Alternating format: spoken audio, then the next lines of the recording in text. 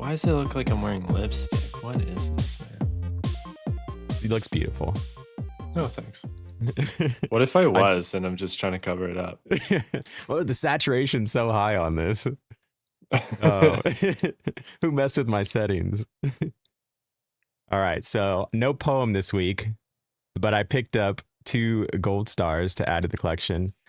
I don't know if I showed you these yet. Picked them up last Thursday from a friend, and they are pretty beat up copies, but gold stars are all the rage right now. They've been popular for a while, but they've just skyrocketed in price. And a lot of people have said that it's because they're actually truly rare. I mean, demand as well, but they're actually pretty low prints of these cards back in the day. What do you think? Are these rare or are they scarce? Or both? In this case, both. Yeah, Yeah. both for sure. And that's one of our tips today. We're going to talk about 7 advanced level collecting tips or concepts. So these are things that a beginner doesn't necessarily need to trouble themselves with, but once you've been collecting for a couple of years, or maybe you're just like really into Pokemon and once you start to mature as a collector and your collection becomes more advanced, these concepts are going to be they're going to be popping up here and there. So we're going to talk about our top 7 today. Yeah. Do you have you want to take the first one? Yeah, so the first one we have is number 7, inaccurate population reports. So I think when you're a beginner and you first get into Pokemon or any trading card game for that matter, or for me, like I've been collecting since I was a wee lad, but I really just wasn't into like PSA until I think it was like 2012 is when I started like getting into graded cards, but I still didn't like collect graded cards until modern day.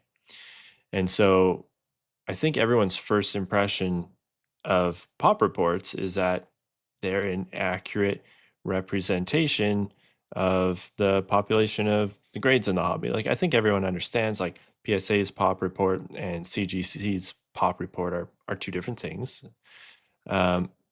But what's kind of troubling and a little tough to wrap your head around at first is that these pop reports probably are not accurate at all, and they should be only used for broad strokes, like general ideas. Yeah, I think it's something that took me a little while. Like I was definitely like when I started coming back into the hobby and collecting, and especially when I started collecting graded cards and looking at pop reports, I was just taking it as like, oh, this must be an accurate number or figure. But then you start to learn that people are, you know, a lot of people crack out 9s and 8s and other grades to regrade cards with PSA. It's such a big thing because of that inconsistency with grading, and people in the premiums between a 9 and a 10 is huge. It's worth the risk of cracking it out and regrading. And a lot of people don't send that label back into PSA. They just resubmit the card, and then that whatever was a 9, it remains in the pop report even though it doesn't exist in a slab anymore. And there's just, like I said, so many people doing that. Pokemon Steven, I don't know if you're familiar with him. He has a YouTube channel out of Australia. He has like a really big video that I think he cracked like it was either 200 or 2000 PSA 9s. And I don't know if he actually sent the labels back in or not. I remember DMing him, asking him about that because I was curious, because I know he does that so often. And it could have been a joke, but he's like, no, I paid for these labels. They're mine. And I don't know if that was like a serious thing or he actually sends them back in or not. But just him alone, could change the pop report. And depending on whether it's a modern card, the only reason I use a pop report necessarily probably for a modern card is gem rate most of the time, to know how often a card is getting a 10 versus any other grade. I think that's probably the biggest reason I would use it for a modern card.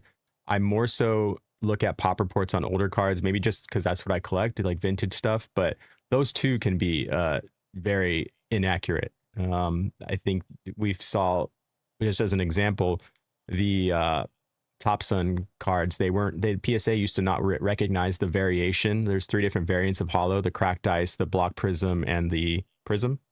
And before it was just Top Sun holo, and then they started splitting them up. And I remember when they first did that in the pop report, it was all a mess. I don't know, I haven't looked recently, but they may have fixed it. It was just the pop reports were all over the place with those cards for a while. So there is different things that can affect the pop report. I don't know if you have any other like reasons you could think of that might affect pops?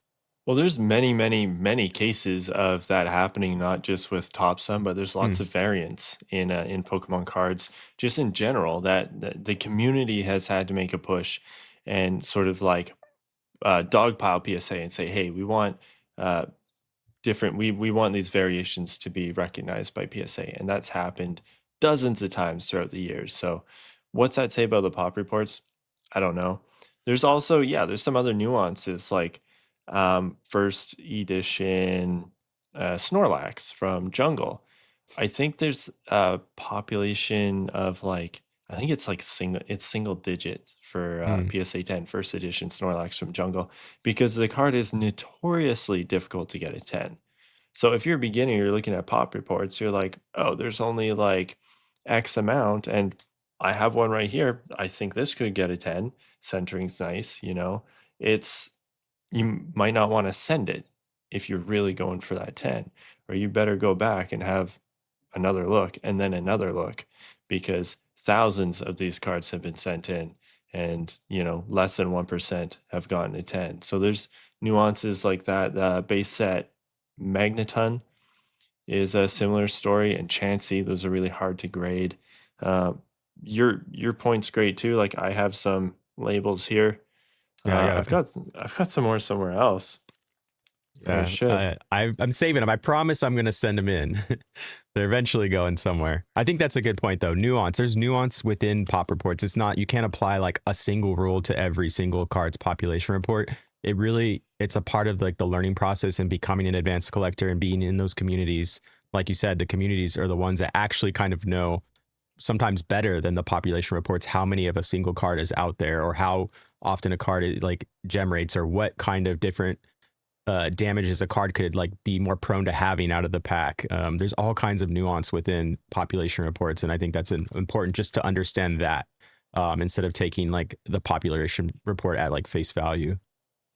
Yeah, yeah, I think that's good. We shouldn't spend too much time on this one, but also like I've seen a lot on eBay, like listings of like low pop or pop one cards. Like sometimes I've seen some like some bulk hollow cards that say pop one, and it's just like the most. It's like a $1 card. The reason it's pop one is because one person has bothered to send it in. You Shout out know, to Deej thinking.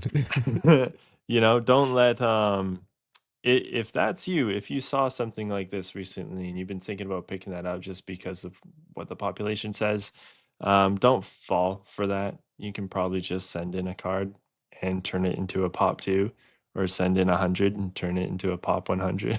Like, Yeah, yeah, it's a silly concept. So pop reports with a grain of salt. yeah. Um, Next we have number 6, building a brand by curating your collection. So I think this is more so, we've talked about in the past, like niching down your collection and having some kind of collection identity is a great way to consolidate your funds and to really build a collection that becomes something that becomes a like uh, something cool to look at for others. But this is, maybe more so once you've done that and identified that what your collection goals are and really solidified those and know what you're going after, becoming like, once you become like an expert in collecting whatever it is, Gengars, or maybe a certain type of Pokemon card, or like for me, I collect Top Sun cards. I wouldn't say I'm like an expert or an advanced collector in that area, but trying to get there. But building like a brand around that, and the collection almost takes on a life of its own. I think we talked about this briefly yesterday, where I think you put it really well, how it becomes almost a part of the hobby and a part of the community, and the community recognizes not only you for owning that or having that collection, but it's almost like a staple or a pillar within the Pokemon collecting space. And it kind of takes on a life of its own. And I think that's like top end level, you know, collecting. The top 0.1% of people probably reach that. Yeah, what would yours be if you could be that? If you could build your collection up to that point? Oh, good question. I think Top Sun would be my, if I could have like every Top Sun hollow in every variant in a 10, and like have the top backs, like there's a lot of the cards say Top Sun on the back, but there was a very short period when they changed their name to Top, just Top, and those are on the back of the card. Those are really rare, really hard to find. and then like have uncut sheets of Top Sun just hanging on the walls. Um, and just really go into like the social media aspect. That's something I've lacked on with my collection is like posting on Instagram my collection, and um, I would build a really cool brand I think around that. And maybe I wouldn't be known for bunny girls instead of I would be known for Top Sun. What about you? Yeah. That's a good question. Like I've played with the idea of starting a Ho-Oh species collection. So that's a possibility one day in the future. I think species collecting is a pretty good avenue to go down if you want to turn your collection into something that actually gives back to the community. Like once you really build that up and you've really created something very special and very powerful, it starts to turn around and face the community and say, "Hey, this is a big thing," and people respect it and they come to that, not you necessarily as the collector, although they would, but the collection itself as a resource. um Yeah. It becomes a yeah, resource. That's a good, yeah, good point. It becomes a resource, and it does just naturally attract people, I think, because it shows that you have a passion for something and people are attracted to passion, I think. I think for me it might be that is a tough question. Actually, you know what, mine is probably the least satisfying, and it's just having a mass amount of cards, just a little bit of everything. And I consider my collection an educational resource. Like if you come to me and you have a question, most of the time I can grab a card and I can answer the question with a relevant card in my hand. I really think that's a cool thing about my collection. And I haven't intentionally built it that way, but to make my YouTube videos, I'm always buying cards, so I end up with a little bit of everything, and yeah, that's definitely, if I were to go down that path, I'd have like an educational collection. I think that's like one of the, you told me that before, like that's what your collection's based around, like education. And that's probably one of the coolest themes I've heard for a collection. And it kind of goes against what we say about like niching down and like having a collection identity. But in your case, I think it's okay. It makes sense because it's you're having an example to show people like, hey, this is what this is. This variation is this. So I think that's like a unique situation, but really, really cool that that's what your collection's based around. Yeah, I'm actually doing the opposite. I'm niching up. Yeah. Taking one for the team. Don't recommend this. But if I could niche down, it would be either a Ho collection or base set. I would like every variant of base set. I think that'd be really cool. Mm. Probably pretty boring to a lot of people though. Uh, yeah, okay. Are we good on that one? I think so. Yeah, I think we could go on forever on all of these topics, but we'll try to keep them to the Yeah, point. yeah. If this episode feels a little weird, it's because we're not recording at our usual time, so it's late for me this time, Yeah. and Shug is wide awake. So, welcome to episode 18 of the Weekly Weedle, where roles are reversed a little bit. Hopefully, you enjoy this one. Number five, our fifth tip is understanding the differences between rarity and scarcity. So, I'll open this one up real quick. This is something that I didn't fully understand for a long time because these two terms are used interchangeably by everyone, including myself. Like Yeah. I'm fully guilty of just throwing one of these out there. But if we really break it down, and I'm talking about like if we look at outside of Pokemon, we're looking at like bigger collectible markets, like I don't know, coins, currencies, Mhm. comic books, antiques, things like that. Scarcity is something that happens. So I'm going to try and come up with an example here off top of my head. Hopefully this makes sense. Let's say we have 1,000 Pikachu cards, identical cards, right? If no one wants those cards, then it's not scarce. What makes that thousand cards, what makes those 1,000 cards scarce is supply and demand. So if everyone wants these cards and there aren't enough to go around, that becomes scarce. The Van Gogh Pikachu is a great example. That is a scarce card. It's kind of hard to find. If you go to a card show, depending on the size, you might not find one. right? People want this card. It is a fast sell if you have one. It's basically it's super liquid. That's a scarce card because the demand is so high. The card is scarce. um, Rarity actually refers to the actual quantity. So if there are 1,000 Pikachu cards printed, that's not a lot to go around. And we know that. There are cards that have been distributed at a quantity of 1,000, and they're extremely rare. 1,000 cards is rare, no matter how you look at it. If no one wants those cards, they might not be scarce. They might be sitting on a shelf somewhere, or if it's a promo, might be sitting on in like a storage closet somewhere. But they're still rare, no matter what. There's only 1,000 copies, and it's much more factual. It's more quantity based. I'm starting to ramble, so I need you to No, take yeah, over. I think I think I looked at it. It's so hard, like you said. People use them interchangeably. I use them interchangeably. It's harder to to completely separate them because I think they do go hand in hand. Scarcity I look at is like how often am I seeing this item come up in like available. The less I see it come up, like those sheets I've been hunting, it's like they don't come up all that often, although they have been lately. um, so I would say that, like that's something more scarce. It's not something I can just go online and buy right away. If it's like the McDonald's Pikachu, that is like the opposite of scarce. I can go get that whenever I want. I can get as many as I want. They're going to be there forever. Um, Rarity, I think there's different types of rarity. I think there's manufacturer rarity. Like you were saying, the Pokemon company prints 1,000 of a promo card. That's pretty rare. Or the Pikachu Illustrator, there's only 40 some out there. That's rare.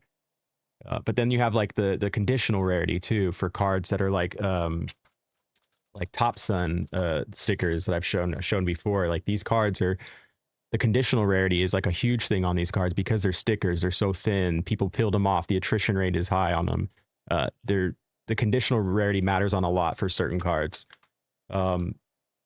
And some people like thinking like, oh, the Moonbryon is rare. That's like it says it's rare on the card. Like the identifier, it says it's I don't know if it's a SAR or whatever, but it's not really rare in my opinion. I think it's there's plenty of them out there. The pops like 16,000 in 10 or whatever. There's probably still some in like Evo boxes that are sealed.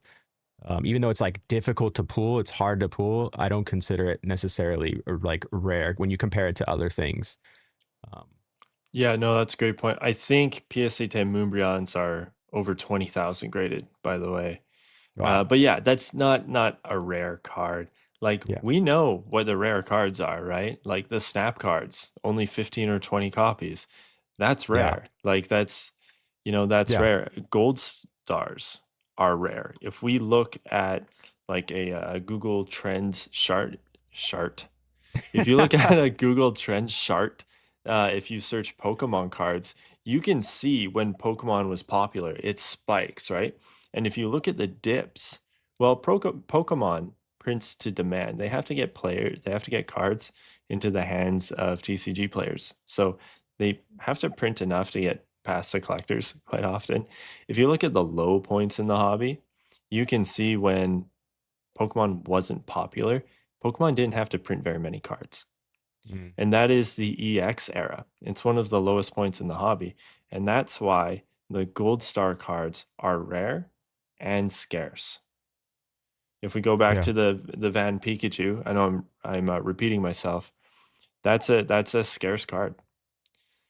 It's in such high demand that it's expensive, but it's not rare. There's like 100,000 copies graded. Like it's crazy. I think it's like 100,000 total copies graded. Mhm. Oh, okay. Yeah. I was gonna say I think the 60, but I think that's the tens maybe. And something you touched on that I want to talk about real quick is conditional rarity. So that actually goes back to like the Snorlax example I used Mm. earlier. First edition Jungle Snorlax, not really a rare card. Graded a 10, extremely rare. You That's said the condition Chansey too, right? Chansey and I think that's like another one that's super low pop. Chansey and Magneton. Yeah. Yeah. Conditional rarity. They are incredibly rare to find in like perfect factory pristine condition. Yeah. So I don't know if you ever hear the term conditional rarity. That's what that's referring to. Scarcity is a result of supply and demand, and rarity is it's a quantity thing. Yeah. Uh, Number 4, we have eBay sales aren't reliable. Um, I think that's a really good one for people to understand. I would maybe say it's more of a maybe hopefully an intermediate to advanced. Like people should start to know this before they get to the advanced part of being collecting, but it's important for people to know at any level um, that eBay sales cannot be the greatest judge, and that goes for I think not just eBay sales, but like for any price comping website. People use Collector, they use Alt, they use uh, 130 point is like a good example to find those eBay sales of sales that were had lowest offer accepted. I don't know why eBay doesn't put those like just in the sale post, but yeah, I think that there's some nuance to certain things, and eBay not and just not like trying to go on eBay here, but any one source is not great to just use a single source for comps. You should look at different things. And when I was vending last week and I had my first vending experience, I was using different apps to check comps on different cards to kind of get an average and see because there is things like, and I'm sure you can go into this a little bit more, but like shill bidding or people bidding up a card. Going back to we talked about Deej thinking he had not that he's shill bidding a card, but he like was the only one to grade a bulk Cyndaquil from I think it was Journey Together, and it got a 10. So it the sale was like 200 something dollars on eBay, and people will see that and not knowing better, they might think like, oh, that card is worth $260 because it says so on eBay, and it's like it's not really worth that much. Somebody paid that much maybe. But yeah, I don't know if you want to take it over and talk about more. Yeah, it's I'm a terrible vendor. Like when I comp, I look at any sales chart and if it's like within 15 bucks, I'm like, sure, whatever. Like, it's just awful. But I mean, if this is how you're paying your bills, or if you're buying cards and you want to get the best deal, which is more likely, yeah, you got to check multiple and you got to push back, because I notice a lot of newer collectors, they hear eBay last sold, eBay last sold, eBay last sold, and they comp on eBay's last sold, not solds. Some Oh people yeah, look at the last sale. No, no, no, like dude. just last No, sale. Yeah, man. No, dude. No, the eBay last solds means you got to scroll a little bit, you know? You don't have to get out your calculator and find an average, but like take note of the highest and the lowest most recent sale in the last couple weeks and pay attention to rarity and shoot somewhere in that window. And shill bidding on eBay. Let's talk about this real quick. In case you don't know, you can manipulate last solds on eBay relatively easily. Anyone can. It happens at the lower end. Like for example, if you want to put up some cheap card, and you just message me on Discord and say, "Hey, buy this for $100." We can do that. Nothing's stopping us. It's not difficult. Anyone can do it. You can have a fresh account and do it. And this happens on the high end too. Last year, this was happening with the Poncho Pikachus. We don't know. Just because that number shows up green on eBay and you filtered it to last solds doesn't mean that was paid for. Furthermore, yeah, if it wasn't paid for, that doesn't mean that the buyer dipped or whoever won the auction dipped. It could just mean that that money exchanged hands, but outside of eBay or in a different way. Like there's just so many different ways to get around this. And it's like it's this nasty ripple effect. Like TCG players really bad for this. You can manipulate the price.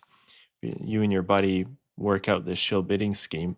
We can pump a card, but people use TCG player around the entire globe. People are using TCG player.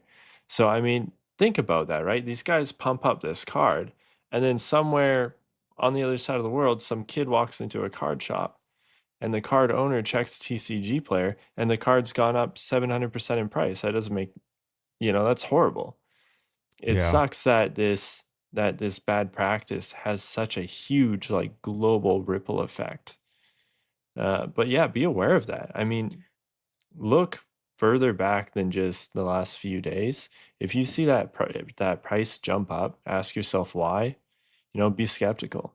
I'm rambling Yeah. again, man. I, No, I no, like no, you're good. we. I got all these things popping in my head as you're talking because you're hitting on some good things. But yeah, not only is it like for, I think you said like lower end cards, but it also like new cards that are like new on the market. I do a lot of first to market plays where I think a lot of that shill bidding happens where there's no price history. People don't know what this card is worth because there is no sales.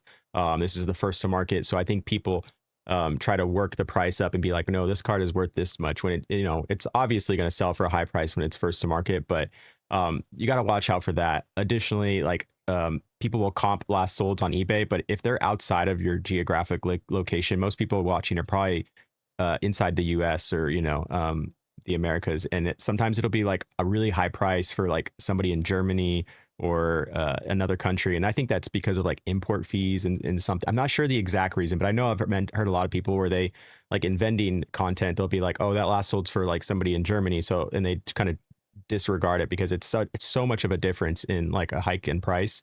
And some people that don't know that take that like, oh, my card's worth 300 instead of maybe being worth like 260 or 250.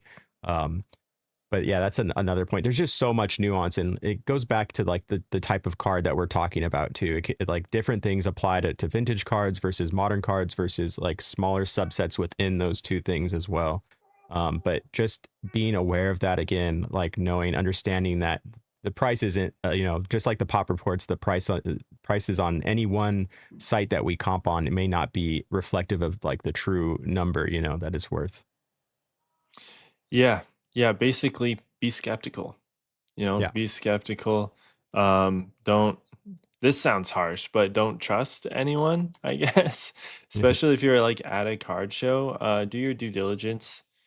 And if anything is fishy, if anything seems suspicious, um, I think in this hobby, like I hate to say this, but if there's smoke, there's fire. Like there's just so much opportunity in this like unregulated Pokemon card collectibles market for fraud, and it's happening everywhere. Uh, um, I don't mean to freak anyone out, but uh, you know, Panic. panic, be worried. But this actually bleeds into our third tip, which I called fake stamps on our Google Doc, but that's not really what it's about. It's about being skeptical. I'm showing on screen right now. If you're driving, immediately, if you have one of those like hand brakes on the floor, crank that all the way Don't because you do have to it. see it. Because you, you have to see this. Um, Our first lawsuit. so this is, oh, spoiler there. Pull that off. Check out this Kakuna I have from base set. It's I thought shadowless. you wrote on the card. No, it's shadowless. It's first edition. When you handle a lot of Pokemon cards, you can often feel fakes before you see them, which is kind of crazy. Like sometimes I'll just be going through bulk and just by the feeling, maybe the rigidity of the card or the gloss or the texture, I'm like, oh, fake. And I pull it out and I look at it. Sure enough, it's a fake. This card feels real. I'm telling you, man, the texture's perfect. It looks perfect. The gloss is perfect. The thickness is perfect. It springs back. Lots of fake cards don't spring like that. That's the black graphene layer This in is there. the way to test your first ed Charizard, by the way. Yes. So if I were to rip this, we would have that black layer because it's got that spring in it, right? And the secret to this card feeling so authentic is because it is. This is a real card. But this stamp is fake. Now, we had some You got technical great quality on your camera right here. Yeah, we had some technical difficulties. I'm using my my dollar store camera right now, so I'm really sorry about that. But you don't need a lot of detail. After And you made fun of everybody for taking pictures of the leaks with shitty cameras. This is well, 2026, stop Oliver. Get a doing that. camera. Stop doing that. Yeah, so listen. you can apply fake stamps to authentic cards, and the card is real. It looks real, it feels real, and no one's paying that much attention to the first edition stamp.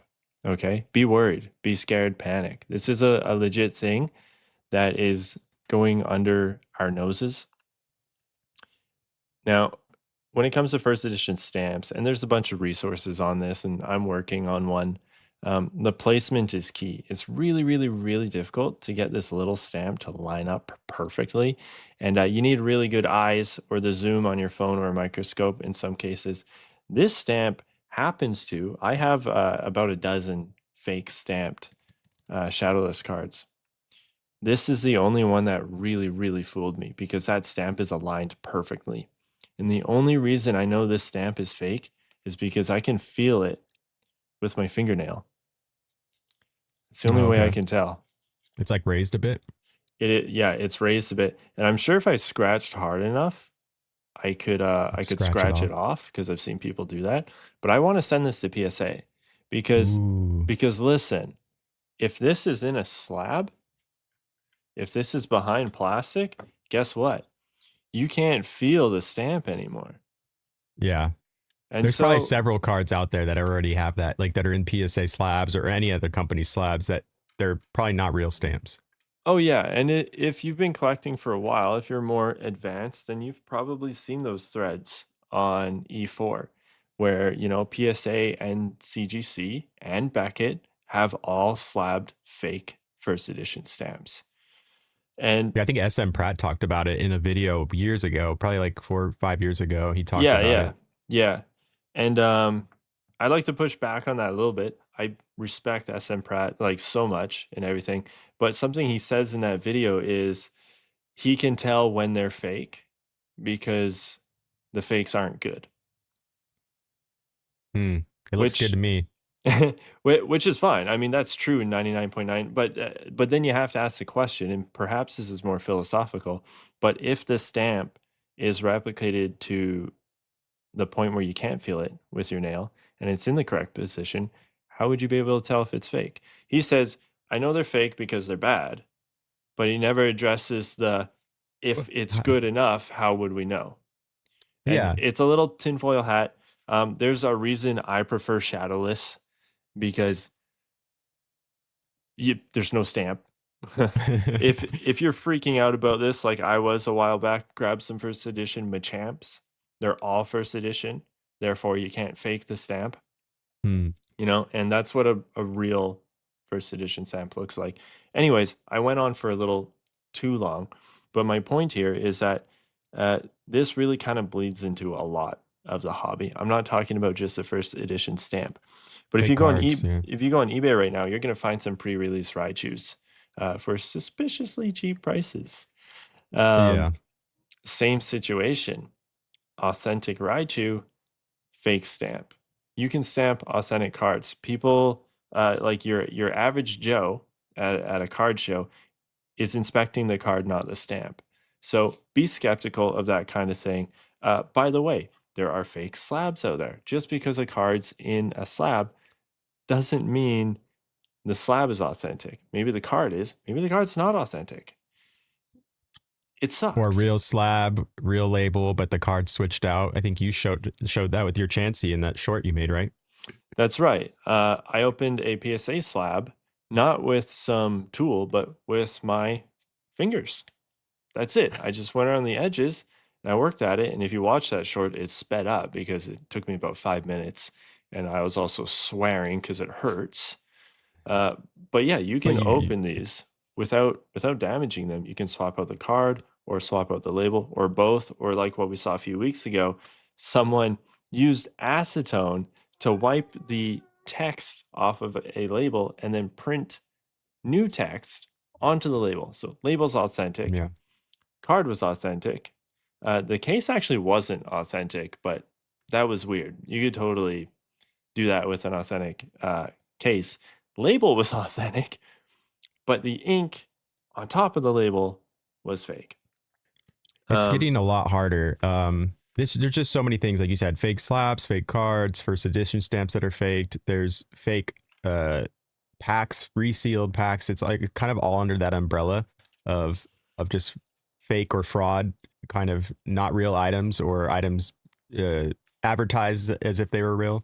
Uh, but it's knowing the things to look for, and I think with slabs, like looking at the certification number, looking up the scan from PSA, seeing if the hollows match.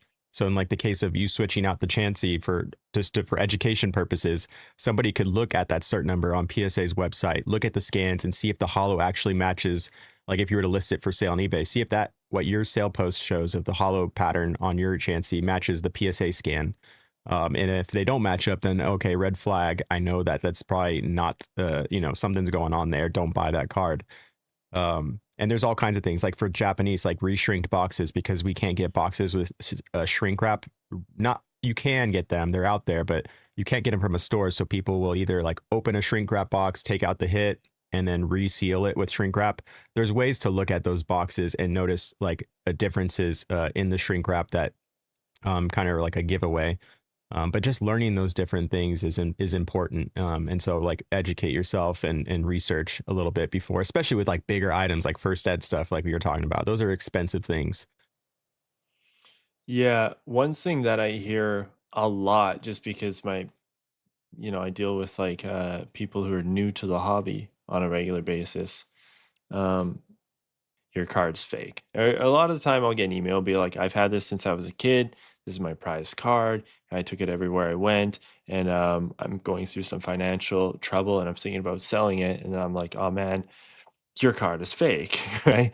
And I think everyone sometimes goes through a little bit of denial or something when they first hear that. But what I hear most often is, it can't be fake. I pulled it from a pack. There's fake packs, guys. There's Resealed packs. fake booster boxes. There's fake people out there. Like you got There was a j- video on Instagram or Twitter of like a factory in China or somewhere where they took like 151, they've made their own wrappers for 151 Japanese packs, and they were putting in like fake cards into them. It was like an assembly line of it. And same thing, like I think it was that same factory or factory like it where they were printing Van Gogh Pikachus. And the fakes have gotten a lot better. Like the fakes are so much better than they were. I have an example of a bad fake. This is like an old it's hard to see on camera. The saturation's boosted on my camera. But yeah, this is like an old Japanese fake Articuno. And here's a ditto. And they're not like this anymore. They're a little bit harder to tell depending on where they're coming from. Uh, I lost my train of thought, but I was gonna. Oh yeah, I bought a Korean Ray the other day, and it was in a slab. I won't say the company. It was in a slab. I'm pretty sure that this card is fake. I knew when I bought it. I bought it in like a collection, a bulk collection, so it was a part of it. And I'm not familiar with Korean cards, so I didn't really have anything to compare it to in my mind. But I was like, the back looked faded. The texturing on this, it's from the Ray from Ancient Origins, the shiny Mega Ray. It's this one right here. But I have the copy of the card in other languages, and I know this card has some crazy texturing. This Korean card lacked the texturing, and then the back was very faded, and it just didn't look. Something looked off about it. I ended up cracking it out because I wanted to resubmit it to a different company, and it was so thick when I took it out. Like you were talking about the rigidity of that card in the beginning, it was like, oh, this is just like straight up cardboard. It was so thick. It was like obvious to me. And so like that company let it slip by. I'm 99% sure it's fake. yeah, yeah, it's rough out there right now. And I think a lot of the fakes we see are super obvious. I have some where it's like there's no texture, or it's like it's really dark, or the hollow pattern isn't right. Those are fakes, but those are manufactured to sell on like AliExpress. Like they're targeting parents, grandparents, people who just don't know what's going on. Yeah, they're targeting people who don't know what's going on, right? If those fakes aren't for you and for me, the fakes made to fool us, those scare me. Okay. Yeah, okay. I'm starting to sound like a crazy person, so let's move on to the second point. Do you want to take this one? Yeah, number two, this is how to generate income within the hobby. I think this is something that, I mean, some people are opposed to making money off of Pokemon. They just want to, collect and not have anything to do with the side hustle or the financial part of it, but I think it's if you want to make it sustainable for yourself in the hobby and not just take out of your income, your regular income every day, it's nice to have like a side hustle. And especially if you're like, for me, I do like grading where I grade cards for my PC, but like usually when I submit cards for my PC, I'll submit you know, a handful of cards to sell to cover the cost or to put back into my collection when I sell those cards. Like I said, I just started doing vending, so I've been submitting more cards to grading for the purpose of reselling. And I think there's other ways that you can do this, generate income in the hobby. Um, but I think grading is definitely one of them. The other one being like what people would say investing, like holding sealed product, buying it and holding it. Technically, scalping is a way to. I'm not saying you should go scalp, but that's another way to generate income in the hobby. I'm talking more so, I guess, you know, long-term sustainable stuff, because I don't think scalping is always going to be something sustainable, or nor should you like be doing that. But I don't know. Do you have any? I don't know if you said I don't think you do any like side hustle, right, with Pokemon mostly. I mean, you in a way you do with the content. It's kind of adjacent to. It's I guess a different way of doing it. You're not directly selling product or cards, but you're making money in a different way. You got I so got much hair. like my cat just started shedding into my mouth. Um, yeah, so like I few years ago decided like, man, I love Pokemon so much. I want to turn this into my full-time job. And that sounds awesome. And honestly, it is awesome and I'm thankful for it. But that the money from my YouTube channel pays my mortgage and it pays my bills and it puts fuel in my car and food on the table. So when I want to Did you drive a spend, Tesla? yes, and Teslas take fuel. Oh, do they? Yeah. I didn't know that. I Yeah, thought it's they were just just it's electric. electrons. Oh, The okay. fuel. Okay. Okay. I didn't say gas, I said fuel. Okay. You're okay. Continue. Um, what was I saying? Right. Anyways, yeah, so I think I think with the level of like FOMO in this hobby and the way social media is, we all want to upgrade our collections. We all want to buy some nice cards, or we want to buy some cheap cards and we go to buy them. We find out that, well in the past few weeks, they've turned into expensive cards. So we have to generate some income. And yeah, yeah, some people think it's a little icky. My personal, and I wouldn't push this on anyone else, I think it's totally a personal thing. The way I look at it is if I can generate money with Pokemon and spend that money on Pokemon, ethically, I'm okay. There's exceptions. I'm not scalping. I'm not committing any fraud, you know, I'm not ripping anyone off. But what I've been doing is in 3-ish weeks, I'll be vending for my fourth time. And I'm just taking my cards to a local card show and I'm trying to sell my cards. And that money, I'm putting it into a piggy bank. And then one day I'm going to smash that piggy bank and spend it on a nice card. And that's probably the like most lowbrow knuckle dragon way to do it, just selling cards and saving up your money.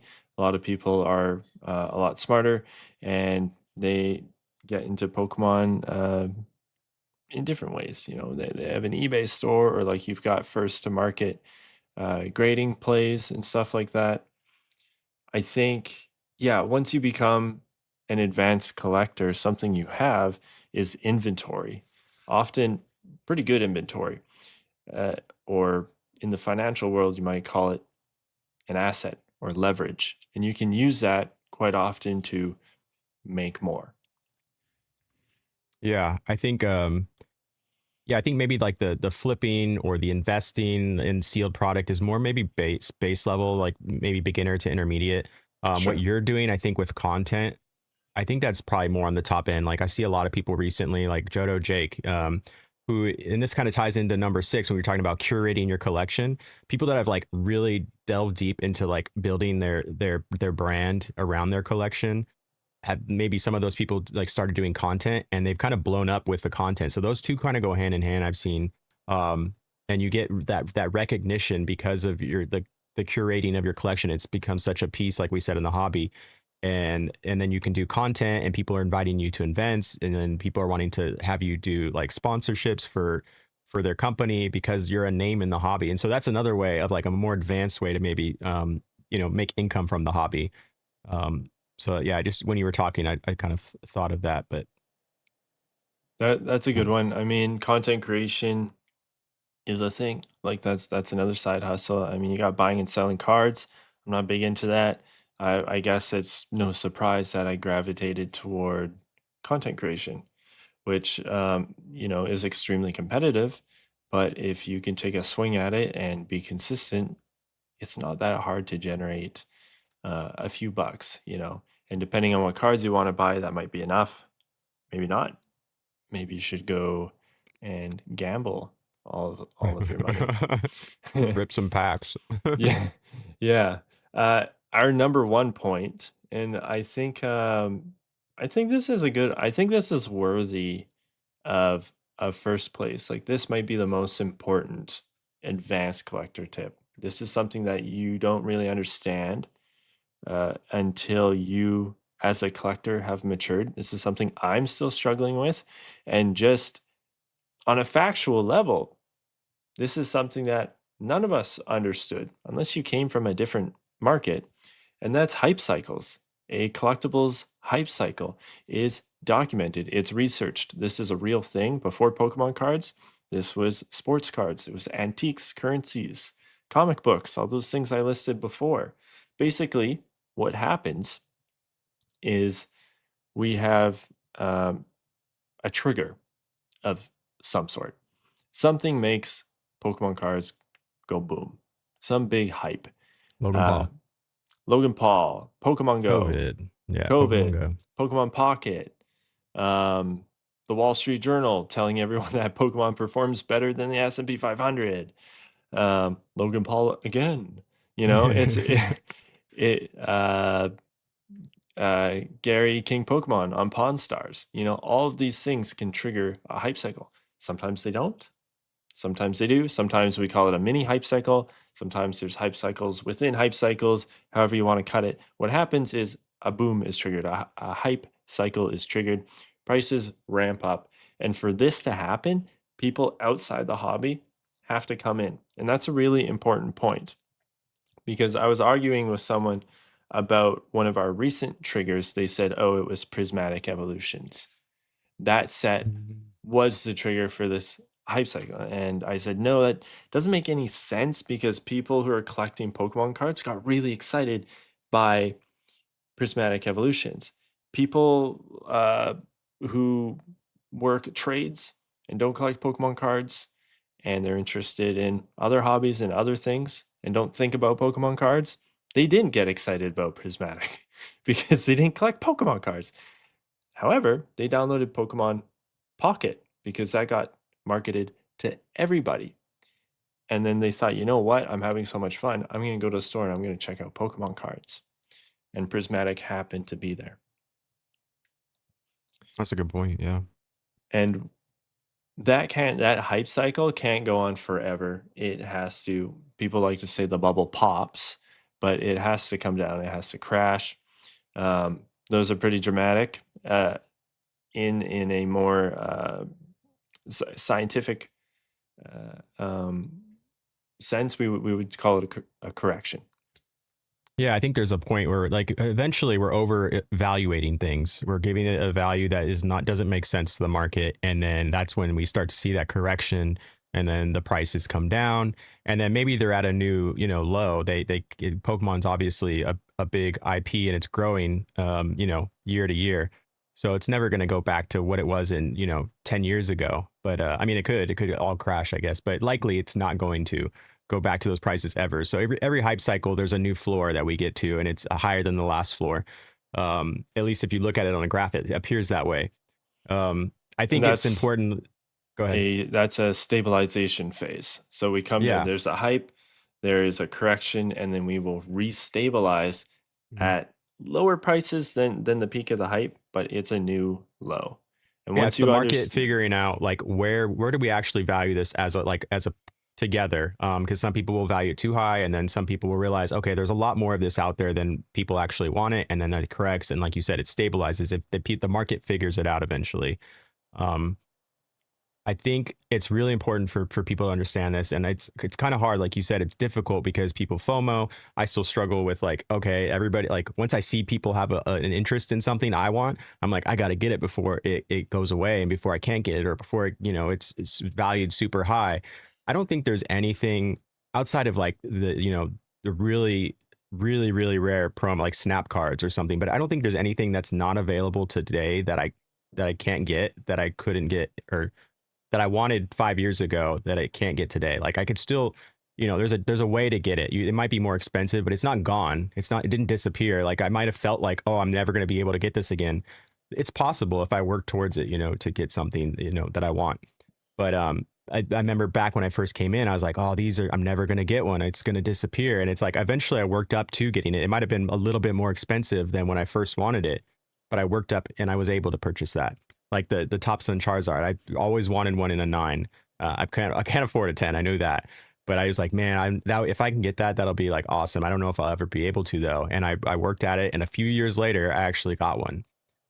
So it's an understanding like these cycles, and then, um, damn, I don't remember where I was going to go with that. Playing your cards right. You don't want to buy at the top of a cycle, and you Yeah, need to looking. understand that the market will correct. It has to. It's the law of the collectibles cycle, which has been documented long before Pokemon. This hype correction and stabilization is a thing that has to happen. It's like the law of collectibles. Yeah, and I think that's a lot of thing that advanced collectors understand is like they're not looking at it from a short term. Like a lot of the market, the majority of the market is that newer people that just got in here. They're looking at it. Okay, they understand that this is a cycle. It may last 2 years, it may last 5 years, it may last 10 years, but eventually it's gonna correct. And they're looking at it from more of a long term perspective. They know they're gonna be here in Pokemon forever, or for 20, 30 years. And so they understand that maybe this is not the best time to buy because things are overvalued. So understanding like hype cycles in general, or market cycles, and understanding that although it's hard to look at it maybe right now because you're seeing your favorite card go up in price and maybe become unobtainable. Um, Likely, like I said, you're going to be able to. It'll be available. When things correct. Yeah, and I mean, no one knows what's going to happen, right? Yeah. Um, it's possible that you wait to buy the card, and next year hype goes up even more. That just happened me. That just happened to me with the first edition Charizard. Just a few months ago, I thought it's too expensive, and then just these past few weeks, it's doubled in price, which sucks. And that's why I say I still struggle with this. I'm really beating myself up. I should have bought it last year. I should have, but there was no way to know that the price was going to continue to go up. What we do know for sure is that the market will correct. I don't know where the price is going to land on the first edition Charizard. Unfortunately, I might end up paying more than I originally planned. But all I know is I don't really want to buy one right now because things are crazy right now. I will wait for that stabilization or the correction. So I just am going into it with a little more confidence. And I know that, like, hey, for the foreseeable future, I don't know, a few months, maybe a year, maybe a few years, it's going to be worth about this much, give or take, right? Should go into Collectopia in a couple days. Yes. And I'm thinking about not bringing my credit card. Okay, we'll see. We'll see next episode if you come back with a first ed. And yeah, so if I do, I would be breaking my rule. Like this is not the time to buy a first edition Charizard, and I'm 80% sure I cannot do it. Like I'm 80% sure that I won't do it. Okay. But like, hey, even I struggle with this, you know. And it's going to be painful when the market corrects and I lose like a few thousand in value on that. And then this is a little personal, but to sort of demonstrate the way I think about this, even my YouTube channel in content creation, I'm thinking Mm, about how that relates to the hype cycle as well. It's going good right now. I'm getting plenty of subscribers. I'm getting lots of views, but I am squirreling away some money in case the correction phase happens, and it's a nasty one, that affects my bottom line, unfortunately. So this Smart. is this is an advanced concept that you have to learn over time. You're probably going to make some mistakes, but that hype cycle, it really is kind of like the foundation that dictates everything in Pokemon cards. So if you're struggling with anything right now, correction phase should be coming. I can't say if it's soon. I don't know if it's not so soon, but it is coming. It has to come. Yeah. I think that wraps it up for our advanced collector tips, 1 through 7. I felt like I was pretty rambly. It is almost 9 p.m. here, and by this time I get a little loopy because I'm a morning person. I'm not a night person. That's right. I think people enjoy your rambles. Awesome. All right, let's rip through the news because actually a lot of this is pretty chill. There's not a lot of discussion in the news. So quickly, we're going to update you guys on what happened this week. First thing is Chaos Rising revealed to be the new set name. What's going on? We had Ascended Heroes just came out. We got Perfect Order. Pre-orders have come out. And then we had some leaks. And now we know for sure the name is Chaos Rising. So don't know A lot of more than people, that. somebody said that on Instagram or something, and people were like in the comments, like, "How do you know that? It's 6 months out. Like, there's no way it's called Chaos Rising." And then it's called Chaos Rising. Right. I heard it quite a long time ago. But there's no, I was like, hey, it's a good guess. Yeah. I thought, well, what was mine? I think I said Crisis or Mega Crisis. I thought it was going to Oh, be. that's a sick name. Yeah, man. Thank you. Thank you. I I thought like that Mega name way better. Crisis was dope. No, I like Chaos Rising too. We also got a new reverse Bulbasaur promo for Pokemon Day 2025. It gets the stamp. You can see, on screen, I'm holding a Pikachu. It's going to have the same stamp there, and then it's got the League promo. So this will be handed out only at Pokemon League, Pokemon Play events. This will not be packaged in a blister pack. It's not going to be at GameStop or anything like that. You have to go to one of your uh, um, one of your game nights at your local LCS to get that Bulbasaur. It's the same as the Sylveon from last year. I just showed all our secrets. Oh no, our secrets. Secret notes, secret meeting notes. Yeah, don't pause that and don't read through that. Um, Whatnot doubled their sales to over 8 billion last year. So Whatnot released some numbers for 2025. Over 20 million new accounts were made last year on Whatnot. Wow. So I am pretty neutral about Whatnot right now.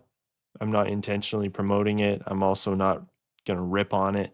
But yeah, this is just news. This is just information. Does not look like Whatnot is going away anytime soon. They are No. an absolute behemoth, an absolute unit in the live shopping I industry think I right read now. there was some like industry market research or whatever that came out, and they said like a lot of live selling happens in Asia, and like the market there is like way bigger than it is in the West, but the West is like catching up, and they're like catching on to people want the live selling experience. And they had some like figure, I forget, it was like it's supposed to grow by like 30% or something in the next couple years, or I don't know what the figure was, but yeah, it was kind of projected, and so like to see it actually happening, it is wild. That's all. That's yeah. Whatnot's going to be a beast. It already is a beast. Yeah, personally, I don't like it at all. Like, I don't like sitting in on a stream and waiting for this guy to like answer my question To open and your packs, like pay somebody else to open your pack. yeah, it's I don't get it. Sorry if I've you do that out there, if somebody likes it, but I get there's like a sense of community that goes with it, and like wanting to share that experience like of the hit with somebody. Maybe that's people's how they socialize, but man, I want to open my own pack. and for cheaper. Like, I don't know. Yeah, no, there's definitely it's very conditional. There's definitely scenarios where, people can't get packs. Let's not Yeah. get into it, but Okay. eBay has announced that they will be implementing card ladder data on the website. So this is interesting because I think around 5-ish years ago, do you remember this, Shug, where you could search a card on eBay and then at the top of your search results page, there was like a market data bar at the top. You could click that and it would show you sales data for that card, right native in eBay. I knew you could do it in the seller overview. What is it? No, There no, was no, a no. Not there was like that. a hub or something. Not Something like that market even. research hub, but I don't know what No, you're talking no, about no, for no, the no. No, you don't have to be a seller or anything for that. I'm just an average okay. person on eBay. When you search the card, it used to give you a little graph at Oh, the that's top. interesting. And it was up for like, I think it was like 3 months or something. Hey, maybe it was just a beta thing in Canada. I don't know. But they announced that they didn't ever allude to that. Like, I don't know what the heck that was. But they said, hey, we're going to do this. We're going to put sales graphs native in eBay based on card ladder data. So when you search a card on eBay, you're going to be able to right away scroll down or scroll up or whatever it is and see sales data. They said this Wednesday, which is today. I checked. I couldn't access it. I'm in Canada. We always get things either way ahead of time and then it disappears or last. So I Yeah, can't that's, speak to that. do you know what they're using now for price? Is it TCG player pricing? Is that what they're using for or no? Or On what you said they're using card ladder? What are they using it for? card ladder data for Oh, their okay, for so their the for sales the graphs. markets, right? For the Yeah, yeah. sales. So I know that I'm pretty sure eBay owns TCG player right now though, and they're not using those graphs. Isn't that funny? Yeah, they're using Yeah. Card Ladder, which is owned by PSA. Yeah, and I'd say collectors, yeah, or PSA owns Card Ladder, but I know they have a lot of like business, like partnerships going on there. They work together on a lot of different things. That you can like get your raw cards that you purchase on eBay graded by PSA. Like they don't have to send them to you first; they can send it to PSA to get graded and then get sent to you. Um, so maybe this is just a part of whatever deals they have going on. But that's interesting that they're not using TCG Player. And we were just talking about like price comps. I've never used Card Ladder personally, but I've heard that it's like pretty reliable for pricing. But you have to pay. It's like a $20 a month, I think, fee.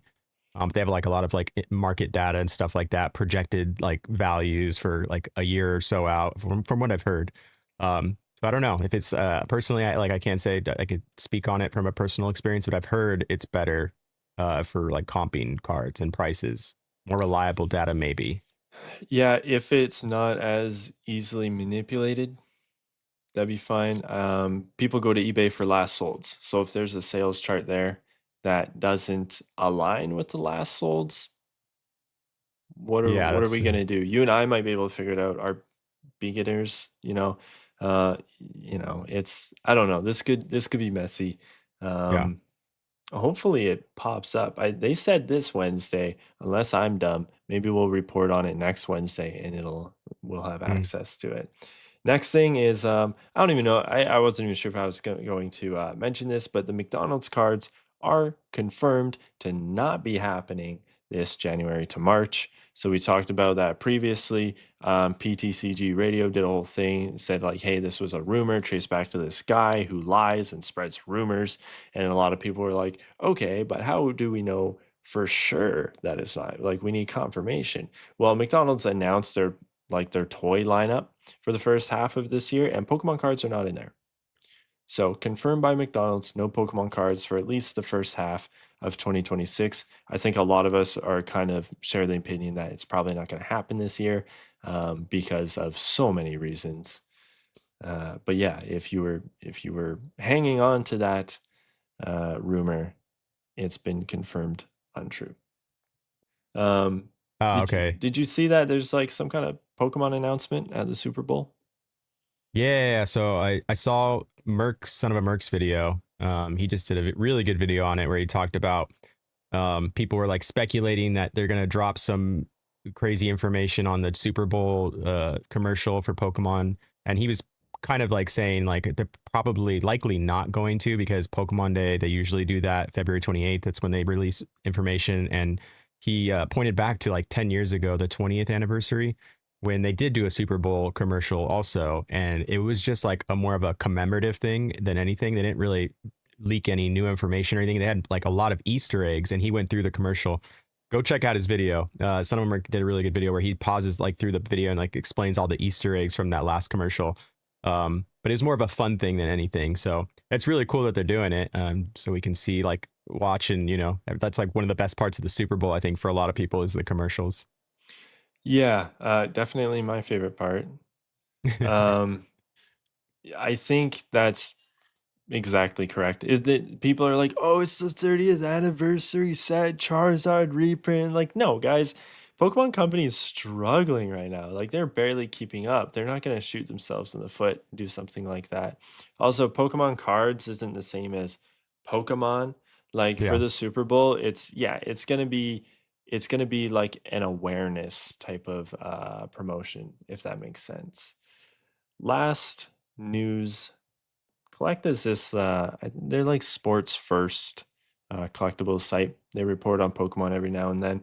They put a little chart together based on some public eBay sales data, and it's just cute to see the top selling Pokemon in 2025 in total eBay sales amount. So Charizard is number one at $74.4 million Mm, on eBay. Pikachu is close behind at 72.9 million. And then damn. it like cuts in half and goes to Umbreon at 32, Mew at 25.6, and Gengar at 22.4. What do you think Damn. about I that? would I'm kind of surprised that Charizard's the top, honestly. Really? I'm surprised that Pikachu's so close to Charizard. Oh, really? I thought Pikachu would have been miles ahead. I know Charizard's like popular, but Pikachu's like the face. I wonder if it's like, it'd be nice to compare it to like previous years, if it's kind of always been this way. And I would want to know too, since Evolving Skies, how where Umbreon was on the scale prior to Evolving Skies. Like who there had to be a different. He probably wasn't even in the top five. Yeah, Umbreon VMAX, so I mean that's one Umbreon. And then we got the prismatic one, right? But like there's so many high-end But the Charizards. yeah. Yeah, and there's a lot of Pikachu's, right? Like Are just there in like Pikachus maybe that not high end, but just like there's so many Pikachu cards. so Pikachu's up there due to quantity, and then Charizard's up there just due to sheer freaking value. And maybe quantity a little bit too, because Sure, Charizard's printed sure. every, yeah, probably more often. I don't know. Yeah, it's interesting. I knew that they would probably be those would be the top two. I just thought Pikachu would be ahead. Is there anyone missing here that you thought would be in the top five? Jinx. Mm, mm. Okay, yeah, where's Grookey? Where's Lopunny? I'm just saying. My Okay, top five for sure. we don't need to go down this bunny hole. How about listener questions? Yeah. Okay. Moving on. All right. Let me see. All right. So we have quite a few questions actually. Uh, Wonderful. First one in no particular order. We have Christian Fortner. He said, "I'm seeing a lot more content pop up regarding card restoration by cracking slabs using products like Kurt's Card Care, then resubmitting them to PSA for better grades. What are your all's thoughts on this practice? Do you think it's ethical or a good idea?" This is a really good question. Kind of goes hand in hand with our fake slabs, fake stamps, advanced collector tip. Yeah, I mean, we could do a whole episode on this. I have a lot to say, but I'm going to curtail it to the most important points. But do you want to start? Yeah, I don't think it's something that people should be doing. I did mention in a previous episode me like trying to flatten out a card by like adding water and alcohol to it. Some people don't even like people doing that. They say that could mess with like the glue of the card, and we've seen examples of like cards in slabs that were graded like high grades, but then they become like they start falling apart in the slab because the glue separated or something. Um, I do agree with him that there is so much more content around it. There's like a huge community about card restoration, and it's in that community, the content, the way they talk about it, it's so normalized. Like they're doing nothing wrong, and maybe they're not. It's like obviously an ethical debate or moral question, but I don't agree with like adding wax to cards or any kind of like chemical, even though water and alcohol might is a chemical technically. But shout out to Dan, Catch 'em all collectibles. Um, yeah, I think there's a line that everybody has. Some people say don't touch the card at all. But yeah, Can I yeah, no, interrupt it's you pretty for much. like Yeah, a go ahead. really important point? That's pretty much all I had. Yeah, go ahead. Uh, Dan from Catch 'em All Collectibles, I've been watching him lately, and something, his beard reminds me of someone, and it's like I Santa. could not figure it out. I recently started the new God of War. That's a Kratos beard, man. It is Don't let them so know. like it is so I was like that looks like a video game beard, you know? Like it is It's a a great. it's solid. But no, He'll love that. it's like same shape and density and everything. And I was like, that's it. That's Yeah, it. And it was like this itch that was finally scratched. that's funny. That's Um hilarious. I thought it was going to be more related to the card restoration. you That's thought funny. I had actual critical information I had to drop. Yeah, Yeah, I think the big thing for me, like the thing that really sort of like closes the door on this debate is the cards that were repaired in the past now falling apart in slabs. yeah, Like that is bottom, like that's not cool. And no, like I'm sure everyone agrees with that, right? Like that's not yeah, cool, right? Like that's bad. Um, yeah, Everything else is a gray area.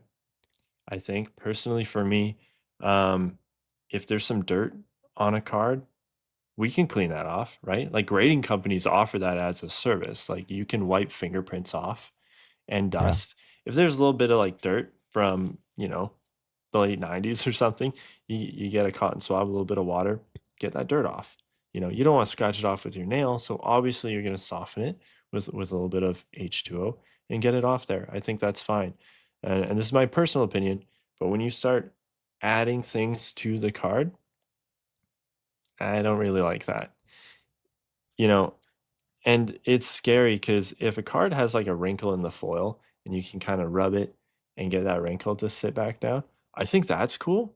But if it pops back up it after can, it's yeah, been graded, like that's not cool, right? So I don't yeah. know where I sit on that. I don't know for a lot of this. I think there's like because I've watched some of these content like restoration content guys, and I think there's actually a pretty good science to it. It seems like, and they're still trying to figure out what works best, but they're getting it like honed in, and it seems like it's come a long way to where they're figuring out the right way to do it almost. And it seems like, according to them, they're like grading like all the time with PSA cards they restore, and they've been doing it for a long time. So there's like probably a significant amount of cards. We might own cards that have been restored and we just don't know it. And so I think there probably is a right way to do it. Not that I still agree. I don't want my cards to be like polished or anything. I'd rather have them scratched up. But I think there's probably a lot of cards that are probably been restored and did the quote unquote right way and are probably going to be fine in the slab. But it does seem like there's a science to it, and they're figuring it out. Like they just started using heat presses, like, and that was like a new thing in the last few months that people started doing. Um, but yeah, it's interesting for sure. I'm keeping like an eye on it though. It's just something to be aware of, and yeah, Um, I'll drop a little bit of a tease here. I haven't really started yet, but I am going to learn some card restoration. nice. And I am going to dip into the parts that I don't think are ethical because I would like to make a YouTube video titled I investigated Pokemon card restoration and That basically sounds go, good. yeah, basically go into like, hey, I bought the tools, I took the time to learn this, and this is what I found. So I'm saving my opinions until I know more because I just really don't know enough. But Yeah, that'll be interesting it's to talk about more once you do that. We should once you do it after the video drops and everything, we could talk about it maybe on here some more. yeah, that'd be fun. I'm excited to get into it. I really just want to get that crease out of my Koro Mew. Oh, that's a good card. Yeah. Speaking of cards that aren't scarce that are pop up all the time, that card is pops. There's so many of that card, but it's expensive. The It demand for it is. is just crazy. It is. Um, All right, next question. We have 779 Jake said, I love the dark and light cards from Neo. Would you guys be interested in a return for light and dark cards? Or if not, is there a similar card type you would want to see? And then follow up to that question, he put, which Pokemon would you guys like to see get a dark or light card? Ooh, this is cool. Yeah. So Jake, I don't know if you know, but they did bring back Dark and Light for celebrations, just as a little tease. I think we had Light, Toxtricity? yeah, Light Toxtricity and Dark Sylveon. The Sylveon was a jumbo. So those were cool. To bring Yeah. it back in a mainline set, though, would be pretty neat. I think Pokemon I would like to see are probably base. I think it'd be cool to see some light and dark basic Pokemon. The concept behind this is that Pokemon can be quote unquote good or evil based on their trainer. That's why we don't see basic Pokemon take on dark or light. It's their stage 1 or stage 2 forms that become dark or light. Um, but yeah, so there's no such thing as like a dark or light Bulbasaur or something like that. Although I think, is there a Pikachu? Is there a dark? No, there's a dark Raichu. Raichu. Yeah, I'd like to see Yeah. some like an evil Grookey. That'd be sweet. Or like a or something like that. I was gonna say, I think it would generally. I think from the Pokemon that I can remember that had a light or dark card, the light Pokemon were more fun and playful Pokemon, like Dragonite, and that naturally you kind of like already think of as like a happier Pokemon, and then the dark Pokemon were more menacing Pokemon. Um, Mewtwo.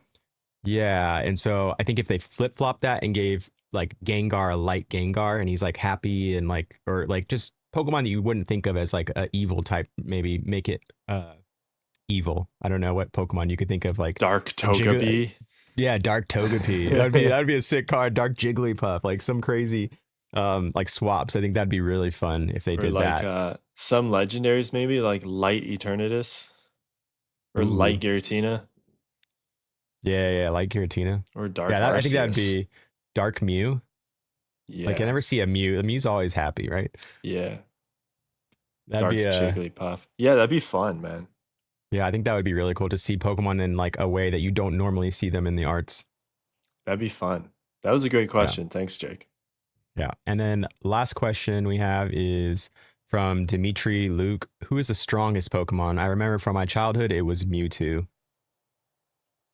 I uh I agree. I think Mewtwo is like the original legendary. I know there's new Pokemon now, I but I would mean, Arceus would be like the most powerful, right? I think on like tiers of like original Pokemon and it's supposed to be like the god Pokemon, right? The original. Um I don't know. I think in my mind it's Mewtwo's just like a badass and always has been. Yeah, Light Mewtwo would be cool. Yeah. Yeah, I mean Mewtwo. Dang, I don't know how to beat that.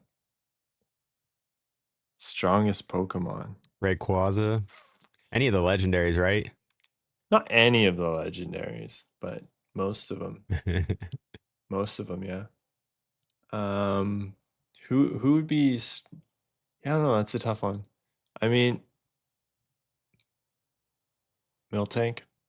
Strongest udders. If you know, you know. Uh, Miltank using rollout is pretty tough. Oh yeah, and silver and gold. Yeah, It's pretty tough, man. I forgot. I don't think Mewtwo can stand a chance. Yeah. That's All a right, and that's that a is thinker, man. That's a thinker. Sorry, I don't have better answer for that one. Al Miltank was perfect. I think it's probably the most accurate answer. Yeah. All right, that was episode 18 of the Weekly Weedle. Sorry it was a goofy one. Maybe you like that. If you like this new format where we sort of choose a discussion topic and a list at the front of the episode, let us know in the comments because we're just spitballing here, and without feedback, we're just going to do what's fun for us. So let us know if you like that. Make sure to like and subscribe. Was the pause for dramatic effect? Yeah, no, I want people to really hear it, you know? Mm, It's like my it's funny. parents have a cuckoo clock, and the thing goes off every hour. And I grew up with that cuckoo clock. I can't hear it. Oh man, was it weird when you moved out? You're like, where is it? You're like waiting No, for no, the no, no, noise. it's quite the opposite. So, like, I could sleep right underneath that cuckoo clock. It goes off every hour. My brain's completely tuned it out. I haven't heard that Okay. thing in, like, a decade, but it goes off. It even does, like, a chime every half hour too. My brain's just tuned it out. We grew up like at our house was like right next to a highway or a freeway, so it was just cars. Like you could hear the cars on the road all night long, and we grew up like falling asleep to that. But then we moved houses, and I remember the first like week in our new house, we were like, it's too quiet. We couldn't sleep because it was so quiet. It was just weird. Yeah, yeah, I've got a train nearby my house now, and it's like it's a really soft rumble at Mm. night. But yeah, when you know, when every YouTuber says like and subscribe, I mean, you just don't hear it anymore. It sounds like episode's over, feel free to click off, is what it sounds like, you know. So a little bit of dramatic effect. Thanks for listening to this week's episode, and we'll see you next week. Peace.